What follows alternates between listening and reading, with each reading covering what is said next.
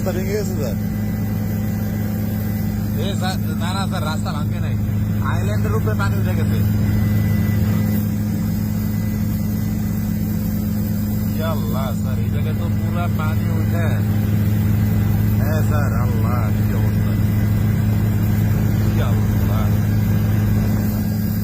Sir এটা তো তছনছ অবস্থা স্যার। স্যার এই জায়গায় করলা গাড়ি শেষ, একটা করলা গাড়ি শেষ। এই স্পিড বোর্ড আছে স্যার, স্পিড বোর্ড। আল্লাহ বাস